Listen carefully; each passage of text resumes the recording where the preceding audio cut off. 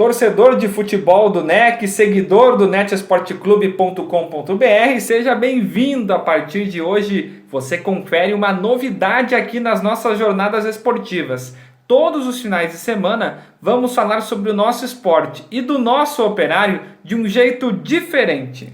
Até porque o esporte e, por consequência, o futebol é muito mais que um jogo. É cultura, música, história e está presente no nosso dia a dia, na raiz da nossa sociedade há muito tempo. Eu sou o Sebastião Neto. E eu sou Juliana Belafronte. Começa agora o primeiro programa Bola de Capotão.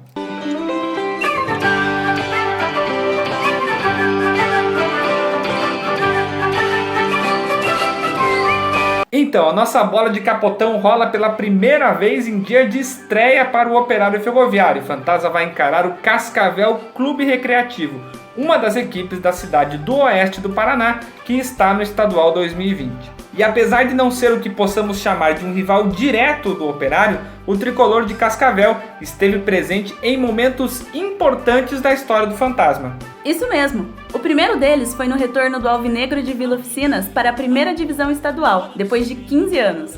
Na primeira rodada do Paranaense do ano de 2010, as duas equipes fizeram um dos jogos que abriram a competição. Mas as coisas não saíram muito bem para o Operário, mesmo ele sendo o mandante do jogo. O que aconteceu, Juliana? Pois é, Sebastião. Nosso Fantasma não conseguiu aprontar o estádio Germano Krieger a tempo da estreia e foi obrigado a mandar o jogo no estádio Janguito Malucelli, em Curitiba. Resultado: quase 1.000 operarianos invadiram o Parque Barigui e lotaram o Janguitão para ver o Fantasma vencer o Cascavel por 1-0.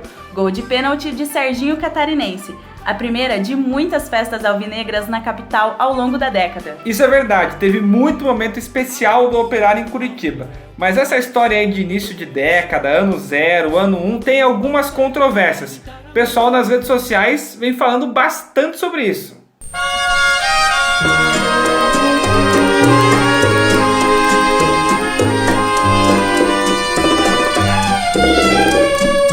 Assim se passaram 10 anos.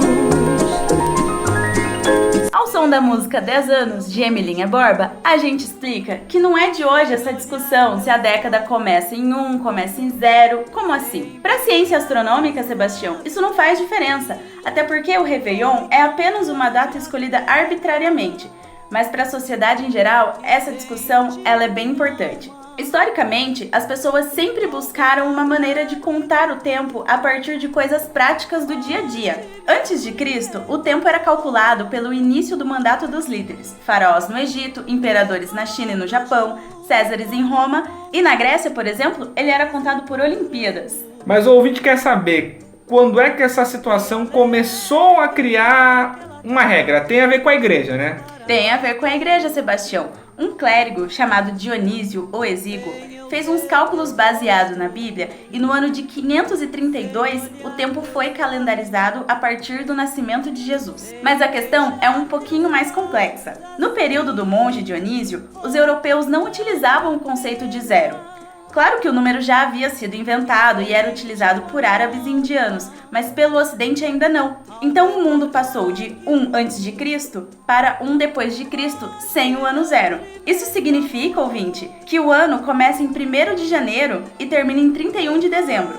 Logo, o último ano da década termina em 31 de dezembro de 10 e a próxima década começaria em 1 de janeiro de 11.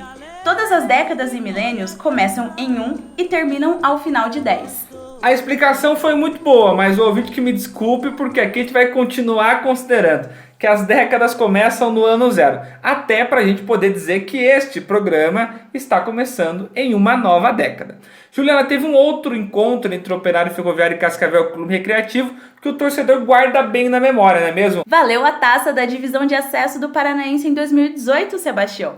No dia 16 de maio, o Operário confirmou o título da Segundona com uma goleada por 7-0 em cima do time de Cascavel, finalizando a campanha do Fantasma de forma brilhante. Fizeram 15 vitórias, 2 empates e nenhuma derrota, marcando incríveis 50 gols. E para lembrar essa partida, vamos ouvir um dos gols dessa vitória na narração de Jackson Carlos na Clube FM. Apareceu no Rafael Soares na ponta canhota, ele vem dominando, vai fazer cruzamento, mandou a bola para a área, chegou a zaga, cortou mal, voltou de novo, limpou por ali a batida, olha o gol da equipe do Operário!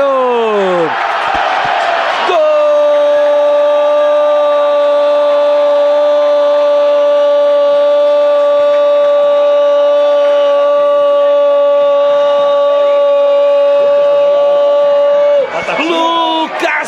Batatinha de novo!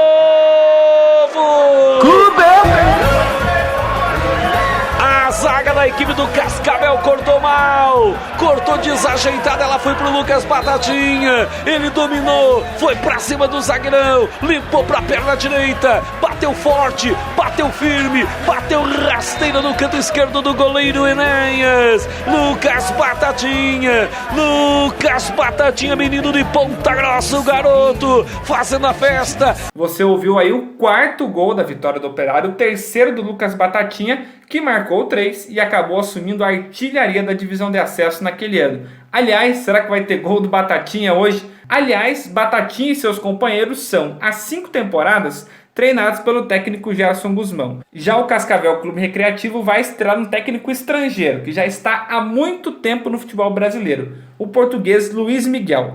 Mas não é bem desse Luiz Miguel que a gente vai falar aqui no programa, até porque desse você vai escutar muito durante a cobertura. O Luiz Miguel que a gente vai falar aqui se chama Luiz Miguel Galego Bastelli, que não é português. O cantor, nascido em 1980 em Porto Rico, escolheu o México como país do coração e é conhecido por ser um dos maiores cantores latino-americanos da história. Quando ele tinha apenas 12 anos, Sebastião, ele lançou seu primeiro álbum, sabia? Em 1994, aos 14, ele gravou um dueto com Frank Sinatra, veja só. Aos 16, inaugurou sua estrela na calçada da fama em Hollywood. E em 2001 ele participou de um projeto que foi muito bacana e que tinha uma das grandes estrelas, o Michael Jackson, é isso? Exato. Ele foi convidado pelo cantor para participar de um projeto para arrecadar fundos. E ele não cantou só com o Michael Jackson, ele cantou com Celine Dion, Ricky Martin, Laura Pausini, Shakira, Thalia, Mariah Carey, com quem ele se relacionou afetivamente. Ao todo, o cantor tem 9 Grammys. É bastante coisa, né, Sebastião? Mas não é só de glamour que a vida do Luiz Miguel aconteceu nesses últimos anos, né? Não mesmo. A vida profissional e a vida pessoal renderam até uma série na Netflix baseada em sua biografia, escrita pelo jornalista espanhol Javier León Herrera. Seu pai faleceu quando ele tinha apenas 12 anos e a sua mãe desapareceu quando ele tinha 16 e até hoje não se sabe o paradeiro dela. Mas sobre isso você pode saber assistindo a série disponível na plataforma. E você não precisa fazer que nem os argentinos que tiveram que ir aos bares e pagar para ver o último capítulo da série, não? Exatamente. Bola de Capotão é cultura, é história e é música também. Mas que o Luiz Miguel, pelo menos hoje, não faça tanto sucesso quanto o seu xará cantor. Aliás, com este ótimo dossiê sobre a carreira do Luiz Miguel, a gente vai encerrando esta primeira edição do nosso Bola de Capotão. Vamos nessa, Juliana? Vamos nessa, Sebastião.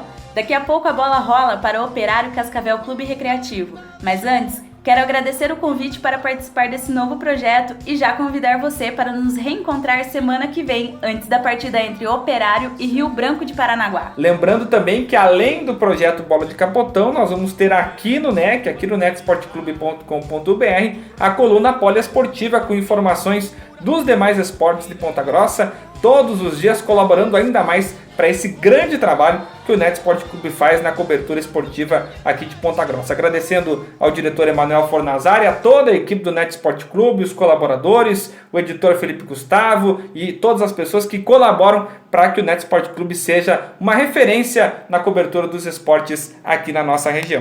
Com produção de Sebastião Neto e Juliana Belafronte, além do apoio técnico de Maurício Peraceta, termina aqui a primeira edição do Bola de Capotão. Obrigada e até a próxima, Sebastião!